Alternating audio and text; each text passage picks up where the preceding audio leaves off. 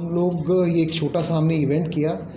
ये हम success story basically हम लॉन्च कर रहे हैं या सेलिब्रेट कर रहे हैं अपने रोबोटिक नी रिप्लेसमेंट की। Robotic knee replacement fully automatic और एक्टिव रोबोट की अगर हम बात करें तो ये हमारे क्षेत्र का पहला ही एनसीआर के बाहर। इसमें और नॉर्मल रोबोट में या कन्वेंशनल सर्जरी में जो डिफरेंस है, सबसे पहली चीज़ तो होती है एक्यूरेसी और प्रिसीजन, और दूसरा बाकी जो इनकम्प्लीट रोबोट्स हैं या जो पार्शियल रोबोट्स हैं या कंप्यूटर असिस्टेड सर्जरीज़ हैं, उसमें जो कट होता है वो ह्यूमन हैंड ही लेता है, तो वो थोड़ी सी इनएफिशिएंसी फिर से जनरेट हो जाती है। लेकिन अगर हम इसकी बात करें तो एक नी में जैसे 8 से 9 कट्स लिए जाते हैं, सभी 8 के 9 कट्स ये रोबोटिक आर्म लेती है। और सबसे बड़ी बात, रियल टाइम चेक हो रहा होता है, सामने स्क्रीन पे दिख रहा होता है कि कितना गैप है, कितना डिफरेंस है, कितना सीधा हो रहा है, कितना मुड़ रहा है पेशेंट। तो ये एक बहुत छोटा सा हमने एक इवेंट प्लान किया था, जिसमें अभी क्योंकि हम बहुत नए हैं इस फील्ड में, रोबोटिक नी रिप्लेसमेंट की फील्ड में केवल 100 रिप्लेसमेंट्स ही हुए हैं, लेकिन जितना जल्दी ये नंबर पहुंचेगा इतने छोटे शहर में, इसकी हमें भी उम्मीद नहीं थी। तो आज हम उन पेशेंट्स को, अपनी उस टीम को जो हमारे साथ जुड़ी रही, जिनकी मदद से हम ये कर पाए, उनको थैंक्स के लिए हमने ये आज इवेंट होल्ड किया था। डॉक्टर साहब, इसका खर्चा कितना आता है रोबोटिक? इसका कन्वेंशनल नी रिप्लेसमेंट के मुकाबले केवल 20% एक्स्ट्रा चार्जेस के साथ हम ये कर सकते हैं। पेशेंट की उम्र कितनी होनी चाहिए? पेशेंट की उम्र डिजीज़ पे डिपेंड करता है। यूजुअली ये एज रिलेटेड डिजीज़ होती है, ऑस्टियोआर्थराइटिस, जिसके लिए सब तो आमतौर पे करवाते हैं।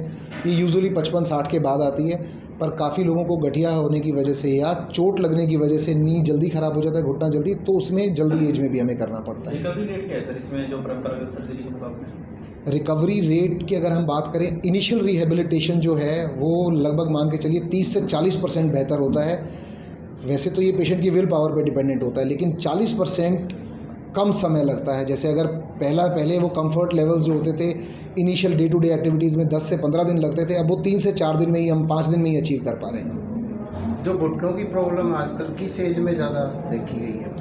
ये एज रिलेटेड डिजीज़ ही है, तो जैसे बढ़ती उम्र के साथ ही होती है आमतौर पे, तो ये 50, 55, 60 के बाद होती है। अब क्या है, हम इंडिया में हमारी लाइफ एक्सपेक्टेंसी बढ़ रही है, तो एवरेज लाइफ एक्सपेक्टेंसी अब 80 ईयर्स के आसपास है हमारी, तो इसलिए ये केसेस अब ज़्यादा सुनने में आते हैं। क्योंकि पहले एवरेज लाइफ एक्सपेक्टेंसी 60 के आसपास थी, 65 के आसपास, तो इतना ज़्यादा इस सर्जरी की ज़रूरत नहीं पड़ती थी। अब एवरेज लाइफ एक्सपेक्टेंसी 80 है, तो इस सर्जरी की ज़रूरत हमें ज़्यादा पड़ रही है।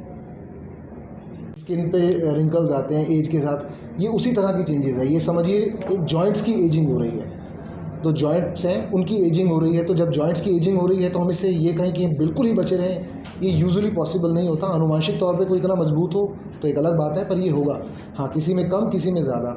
एक्सरसाइज के थ्रू, अच्छे खान पान के थ्रू, चोट से बचते रहें, बहुत एक्सट्रीम एक्टिविटीज़ नहीं करें, तो हाँ, हम इसकी लाइफ थोड़ी सी प्रोलॉन्ग ज़रूर कर सकते हैं। फुल्ली ऑटोमेटिक और पार्शियली ऑटोमेटिक रोबोट्स होते हैं। तो जहाँ तक हम फुल्ली एक्टिव ऑटोमेटिक रोबोट की बात करें तो ऑल ओवर इंडिया शायद 70 या 80 इंस्टॉलेशंस ही हैं अभी, और उनमें से भी हम 30th या 40th नंबर पे हमने ये लिया था। तो ये फुल्ली एक्टिव ऑटोमेटिक रोबोट है, ये एक ही है। एनसीआर के बाहर हरियाणा में ही सिर्फ एक है। हरियाणा में सिर्फ एक फुल्ली एक्टिव ऑटोमेटिक रोबोट है आउटसाइड एनसीआर। और इस फुली ऑटोमेटिक रोबोट के थ्रू ये 100 जॉइंट रिप्लेसमेंट्स 125 वही सेलिब्रेट हम कर रहे हैं।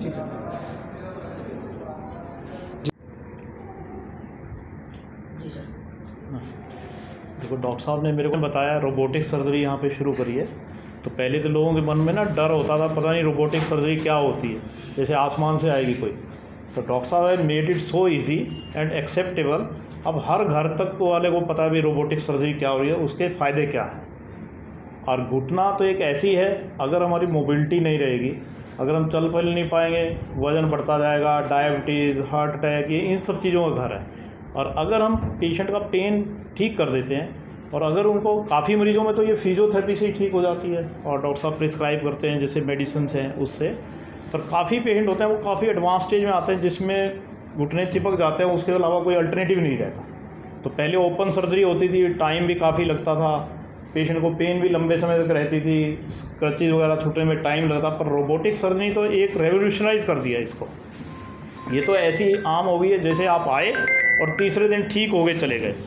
आप मरीजों से भी मिले होंगे, अभी आपने देखा होगा, जैसे पिछले हम 100 से ज़्यादा कर चुके हैं सर्जरी, 100 से ज़्यादा रोबोटिक सर्जरी।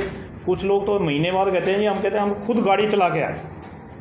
तो तो ये एक पेशेंट के लाइफ में पहले जो दिल्ली के नाम से डरते थे, तो this has been made available in Hisar and acceptable, और पेशेंट को वही लाइफ पहले जैसी मिल जाती है, बल्कि उससे ज़्यादा एक्टिव हो जाते हैं, और बाकी चीज़ों की जो प्रॉब्लम रहती है इमोबिलिटी करके, वो सब ठीक हो जाती है।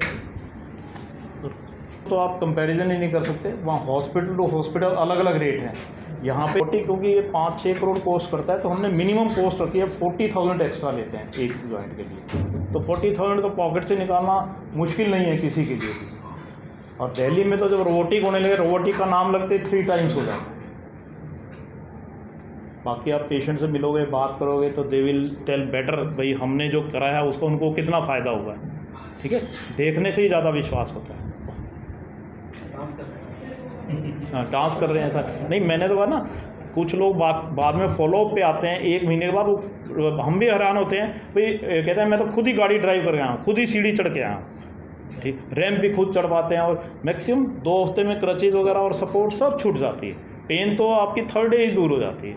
इवन यहाँ पे ऐसा नहीं कहते जनरल पब्लिक रहा है, क्योंकि robotic has been made available और एक्सेप्टेबल। इवन हिसार के कम से कम 6 से 7 रिनाउंड डॉक्टर्स हैं जिन्होंने कराया, और अब अपनी ऑपरेशन और अपनी दैनिक दिनचर्या पहले की तरह कर रहे हैं। पहले जो ऑपरेशन ओपीडी कर नहीं पाते थे, रुक गए थे सब कुछ, अब फिर से नॉर्मल एक्टिविटी पे आ गए। घुटने ही नहीं काम करते, बाकी चीज़ों में भी काफ़ी आता है, और हम अगर बीमारियों को जल्दी पकड़ लेते हैं तो बहुत फ़ायदा होता है। इसके लिए अब हम जल्दी प्रिवेंटिव हेल्थ केयर शुरू करने जा रहे हैं। इसी तरह जो हाई एंड सर्जरी दिल्ली में होते हैं, किडनी ट्रांसप्लांट है, वो भी हमारा सर्टिफिकेट कल या परसों आ जाएगा, and hopefully you will get a very good news. हम किडनी ट्रांसप्लांट भी करना शुरू कर रहे हैं दिल्ली के मुकाबले, जो हाफ रेट में होगा, अंदाज़ा 5 लाख में मेरे को लगता है हम कर पाएंगे आराम से, जो एक्सेप्टेबल, मतलब हॉस्पिटल की जो अफोर्डेबिलिटी निकला और पेशेंट भी अफोर्ड कर पाए। इसी तरह से जैसे कैंसर सर्जरी है, अब रेडियोथेरेपी की एक मशीन है लीनेक विद ट्रू बीम, वो भी हम शुरू कर रहे हैं। ब्रैकीथेरेपी भी शुरू कर रहे हैं। बोन मैरो ट्रांसप्लांट, वो यूनिट भी हमारा रेडी हो गया है, उसकी परमिशन आ जाएगी, तो विद इन 1 मंथ हम सब प्रोसेस में हैं। रोबोटिक सर्जरी तो जस्ट एक हमारा शुरुआत थी। अगर हम इस चीज़ को लोगों ने एक्सेप्ट किया, तो उम्मीद करते हैं उसमें भी रिजल्ट दे पाएंगे, और उन सब चीज़ों को, चाहे प्रिवेंटिव हेल्थ केयर है, किडनी ट्रांसप्लांट है, बोन मैरो है, लीनेक है, इन सब चीज़ों के लिए किसी को दिल्ली नहीं जाना पड़ेगा, बॉम्बे नहीं जाना पड़ेगा, और हम सेम टाइप की क्वालिटी पेशेंट को दे पाएँ।